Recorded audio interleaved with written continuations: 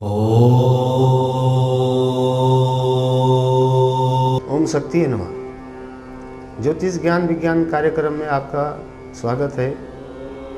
और इस प्राचीन विज्ञान पर लगातार हम गूढ़ से गूढ़ विषय पर चर्चा कर रहे हैं और ये जानने का प्रयास कर रहे हैं और आपको समझाने का प्रयास कर रहे हैं कि ज्योतिष के द्वारा हम किस प्रकार से अपने लक्ष्यों की प्राप्ति कर सकते हैं। यहाँ अगर हम भौतिकवाद में देखें तो एक ही प्रश्न होता है हमेशा कि जिस व्यक्ति ने ये जान लिया, जिस व्यक्ति के मन में ये उत्कंठा आ गई कि को अहम, मैं कौन हूँ। स्वामी विवेकानंद ने भी यही एक प्रश्न अपने दिमाग में रखा, उनको भी यही सोचा। उन्होंने भी सभी जगह जाकर के अपने बड़े बड़े इष्ट गुरुओं से जाकर के यही पूछा, को अहम, मैं कौन हूँ, मेरा उद्देश्य क्या है, मेरे को क्या चीज़ चाहिए, मैं किस लिए आया।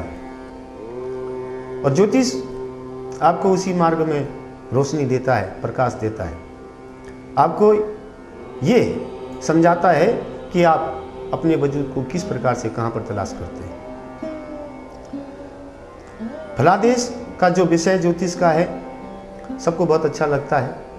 एक कटु सत्य और भी है कि आजकल अधिकतम लोग अच्छा सुनना पसंद करते हैं। अगर उनकी जन्मपत्री में कुछ गलत होता है तो लोगों को थोड़ा सा बुरा लगता है। कटु सत्य है, कड़वा लगता है। सत्य का जो वजूद है वो कड़वेपन पर है। तो एक अच्छी चीज की प्राप्ति के लिए ज्योतिष ही आपको माध्यम बनाता है। अच्छे ग्रह अगर आपकी जन्मपत्री के अंदर मौजूद हों तो स्वतः ही आपको सफलताएं मिलती चली जाती हैं। अगर आपके ग्रह योग अच्छे नहीं हो तो आपको विभिन्न प्रकार से प्रयास करना पड़ता है। गीता में भी वर्णन आया कि अधिष्ठानम तथा कर्ता करणम च पृथक विधन विदित चाशा पृथक चेष्टा देवाचेवा प्रपंचनम, कि अधिष्ठान कार्य करने की जगह अच्छी हो, कार्य करने का समय भी हो, साधन भी हो, हर प्रकार से उसको संपन्न करने के लिए अगरचे सब कुछ साधन मौजूद हो और तब भी अगरचे कार्य संपन्न नहीं हो रहा है तो समझिए कि वहाँ पर कोई और पांचवा दोष खड़ा हो गया है। और पांचवा दोष कौन सा है? ग्रह दोष ही है कि आपके बार बार प्रयास को असफल कर देता है। तो ज्योतिष आपको सही मार्गदर्शन तभी देता है जब आप उसको थोड़ा समझते हैं। हमने कल भी चर्चा करी थी कि एक विश्वास होता है और एक अंधविश्वास होता है। विश्वासम फलदायकम, और अंधविश्वास के कारण तो आपको नुकसान उठाना पड़ता है। तो फलादेश जब हम करते हैं तो उसका सूक्ष्म से सूक्ष्म विचार करना बहुत जरूरी है। आज व्यवसायीकरण ज्योतिष का बहुत ज़्यादा है, जिसके कारण उसकी जो मूलभूत बातें हैं वो पीछे हटती चली जा रही है। आज व्यक्ति सिर्फ जो है मतलब की बात करता है। ज्योतिष के अंदर हमने पहले भी कहा था सारी बात है। आज हम ज्योतिष के उस चर्चा को और आगे ले जाते हैं, फलादेश के विषय को और आगे ले जाते हैं। और एक बात पर बार बार जो हम ये चर्चा कर रहे हैं कि भाग्य एक ऐसी स्थिति है कि जो कुंडली में अपना अहम स्थान रखता है।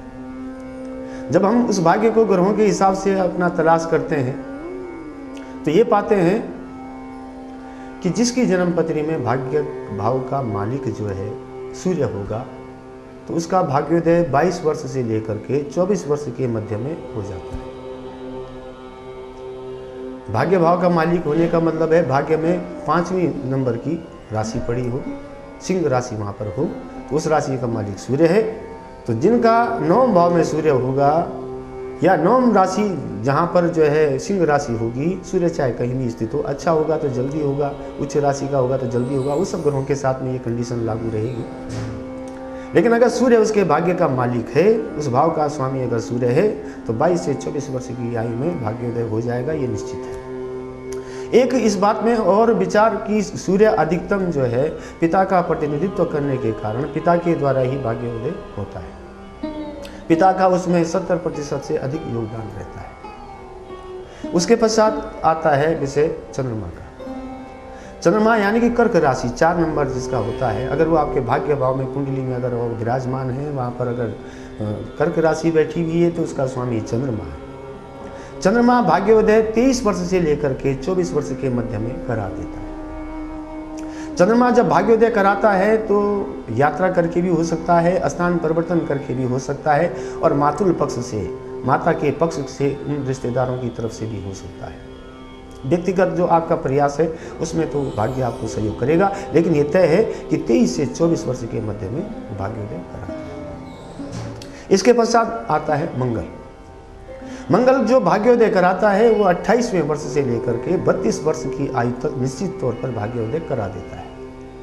लेकिन मंगल, क्योंकि हमने पहले भी कहा था पराक्रमी ग्रह है, युवा ग्रह है और रक्त का कारक है, ऊर्जा का कारक है, तो व्यक्ति जो है अपने पर्सनल एफर्ट्स के कारण, व्यक्तिगत प्रयास के कारण सफलता प्राप्त करता है, और उस सफलता को वो अधिकतम 28 वर्ष से लेकर के 32 वर्ष के बीच तक उसका भाग्योदय हो चुका होता है।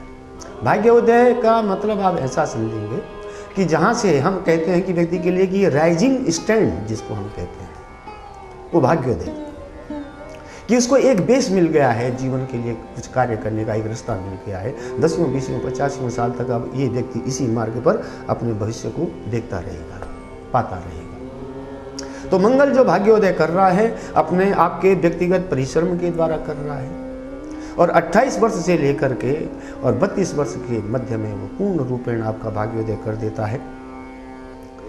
उसके पश्चात नंबर आता है बुध का। बुध जो भाग्योदय करता है 32 वर्ष से लेकर के 34 वर्ष की आयु के मध्य में करता है। अब बुध का जो विचार है वो बालक है, तो बहुत प्रयास करने के बाद में, काफ़ी प्रयास करने के बाद में जो है, और सगे संबंधियों के द्वारा या माता के जो रिश्तेदार अपने मायके के वर्ग के लोग होते हैं, उन बंधुओं के द्वारा आपका कार्य होता है, या अधिक शिक्षा प्राप्त करने के बाद में आप इस प्रकार से बुद्ध के कारण आपका भाग्योदय होता है कि आपका शिक्षा में बहुत समय चला गया, आप हाई फाई डिग्री के पीछे लग गए, और बाद में आपको 32 से 34 वर्ष के मध्य में सफलता मिलती है। इसके पश्चात जो योग बनता है वो बृहस्पति का, और बृहस्पति 16 वर्ष से लेकर के 22 वर्ष के मध्य में आपका भाग्योदय कर देता है। बृहस्पति के कारण आपकी महत्वाकांक्षा भी है, लेकिन हेरिडिटी के कारण, आपके वंश की परंपरा के कारण, जो आपके वंश की रूपरेखा है उसके अनुरूप वो आपको जो है भाग्योदय 16 से लेकर के और 22 वर्ष के मध्य में निश्चित तौर पर करा देता है। लेकिन बृहस्पति के भाग्योदय कराने में निश्चित तौर पर पारिवारिक जनों का, आपके पिता दादा परदादा का, आपकी वंश की परंपरा का, जिसे हम हेरिडिटी कहते हैं, उसके अनुरूप जो चीज़ आती है उसके आधार पर भाग्योदय होता है। या यूँ कहें कि ये लोग जन्मजात तौर पर अपने भाग्य को साथ में लेकर के आते हैं, इसलिए अल्प आयु में ही 16 वर्ष की आयु में ही इन लोगों का, इन बच्चों का भाग्य उदय हो जाता है। इसके पश्चात आता है नंबर शुक्र ग्रह का। शुक्र ग्रह जो भाग्योदय कराता है व्यक्ति का, वो 26 से लेकर के 28 वर्ष के मध्य में करा देता है। 26 से 28 वर्ष के मध्य में जो भाग्योदय होता है वो व्यक्ति के अपने व्यक्तिगत संबंधों के आधार पर होता है। उसमें भी उसका व्यक्ति का व्यक्तिगत जो प्रतिभा होती है उसके आधार पर ही उसको सफलता मिलती है, और अच्छी सफलता मिलती है। इसके पश्चात नंबर आता है शनि महाराज का। शनि जो भाग्योदय करते हैं 36 से लेकर के 42 वर्ष की आयु में वो भाग्योदय कर देते हैं। तो 36 से उसकी शुरुआत हो जाती है, लेकिन बड़े संघर्ष के बाद, बड़े कठिन दिनों को देखने के बाद, बड़े सुख दुख को झेलने के पश्चात में 36 वर्ष के बाद और 42 वर्ष के मध्य में व्यक्ति का भाग्योदय होता है। इसके पश्चात राहु जो है 42 से लेकर के 44 वर्ष के मध्य में, अधिकतम 50 वर्ष के मध्य में, और केतु 48 से लेकर के 50 वर्ष के मध्य में भाग्योदय कराता है। तो ये भाग्य के एक स्टैंडर्ड नियम है कि कौन ग्रह कहाँ पर कितना बलवान होकर के आपको भाग्य के रूप में सपोर्ट करेगा। भाग्य पर हम बार बार भी चर्चा करते रहेंगे। एक ऐसा विषय है, एक ऐसा विस्तार का विषय है कि इससे विशाल कोई विषय दुनिया के अंदर हो ही नहीं सकता। इस पर चर्चा जितनी की जाए उतना कम है। आप देख रहे हैं हमारा कार्यक्रम ज्योतिष ज्ञान विज्ञान।